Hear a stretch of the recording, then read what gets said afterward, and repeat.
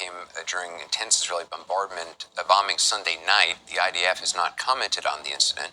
United Nations officials today said 70% of people in the Gaza Strip are displaced, many in living in conditions a statement called, quote, inhumane. The Secretary General said the Gaza is becoming a, quote, graveyard for children. Israel's ambassador to the UN lashed out at the comments, called for the Secretary General's resignation. Emily Callahan is a nurse, activity manager for Doctors Without Borders, MSF. She was evacuated last Wednesday and arrived back in the U.S. just over the weekend. First of all, how does it feel to be out? A lot of people keep asking me that, and I really don't have a good answer. I obviously have a sense of relief that I'm home and I'm with my family and feel safe for the first time in 26 days, and I'm having a really hard time finding any joy in any of it, because me being safe is the result of having to leave people behind. People watching this have seen images from Gaza. They've seen the hospital images. They've seen the horror of children dead day after day after day after day. I mean, they've seen all the images. But to actually be there and to experience it, you're experiencing all these things which a camera can never capture. So can you just talk a little bit about when you close your eyes at night, what is it you think about now? I think the answer to that question, I'll start at KYTC, which was, we were relocated about 5 times over the course of 26 days due to security concerns. And one of the places we wound up was the Khan Yunis training center. We call it KYTC. That's when people had evacuated to the south, so you were in the south of Gaza at that point. Yes, when we went to below Wadi Gaza line. And by the time we left there were 35,000 internally displaced people living alongside us. There were children with just massive burns down their faces, down their necks, all over their limbs. And because the hospitals are so overwhelmed, they are being discharged immediately after, and they're being discharged to these camps with no access to running water. There's 50,000 people at that camp now and 4 toilets. They're given 2 hours of water every 12 hours. There's 4 toilets for 50,000 people. Yes.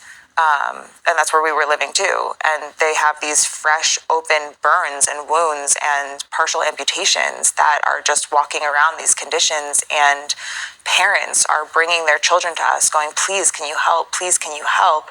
And we have no supplies. When in situations where there are tens of thousands of people and it is a war and people can't feed their kids, things get strange very fast and things get tough very, very fast and people turn on each other. You saw that up close. At KYTC, the reason we had to leave was because we were starting to be harassed. Desperate people who are losing loved ones right and left are angry. And they would point at me and scream American walking past. And at that point, we had no idea what was coming in the next few days. And they would yell things in Hebrew to see if we were Israeli. They accused our national staff of either being traitors or said, you're pretending to be Arab. We know that you're just pretending to be Arab.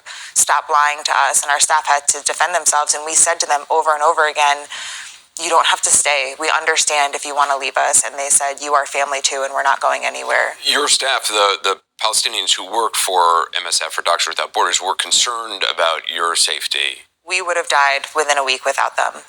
They are the only reason we are alive. It's incredible that this took so long to get Americans, sick people, start to move through that Rafah border crossing. It's inexplicable. And we were desperate. We did a calorie count at one point based on our supplies and figured out that if all of us, there's 50 people with us living in a parking lot now, only ate 700 calories a day. If that's all we had 2 days of food left, and that's it.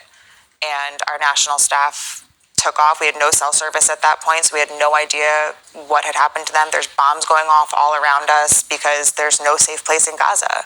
Even getting through that Rafah border crossing, what was that like? They didn't leave our side for a second. The national staff? The national because staff. Because they feared for your safety, even at the border crossing. They made sure they were standing between us and desperate people. They made sure that they were talking to every official that they could find, trying to push us through, trying to get us on the bus, trying to get us out. And we're standing there and we're watching these incredible men who have sacrificed everything for us, who have sacrificed time with their families, their own physical safety, their own water supply they were giving to us. And we're watching them fight to get us across the border, knowing that we were not bringing them with us. And they didn't waver. Ibrahim was right in the front with our passports, fighting so hard to get us on, and we get to Arish that night and find out his parents are dead. They were losing family members and friends. You said if it wasn't for your national staff, you think you would have been killed by people who were just desperate. We either would have starved to death or run out of water. They were the ones that negotiated all of that. Gaza's a small city, so everyone knows everyone, and they would call in favors and call their friends and say, who do you know that has food? Who do you know that's open? Where can we get this? And they would drive all over the place to find water.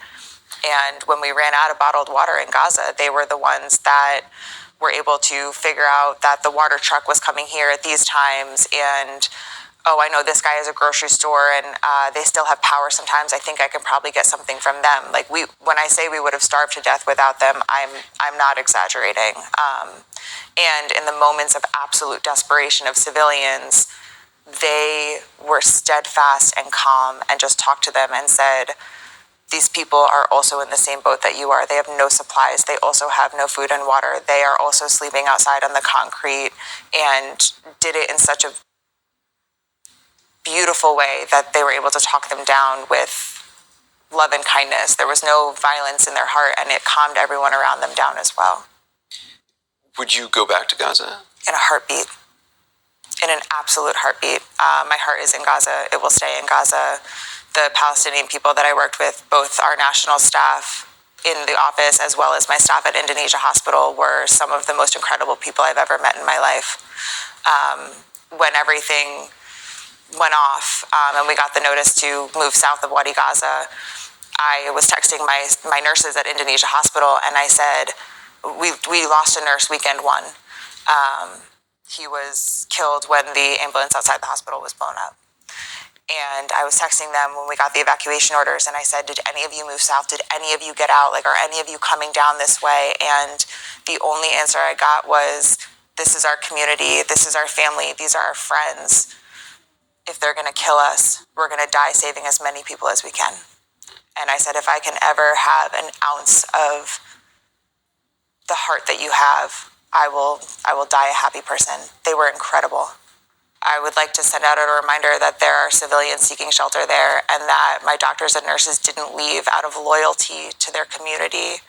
And I know that there is an idea being pushed right now that anyone that stayed behind is going to be considered some kind of a threat. And I want to remind people that the people that stayed behind are heroes. The people that stayed behind are they know they're going to die, and they're choosing to stay behind anyway. You're talking about doctors, nurses in the hospital. I wake up every morning and I send out a text message and I ask, are you alive? And every night before I go to sleep, I send another message and says, are you alive? Well, Kelly, thank you so much for your time.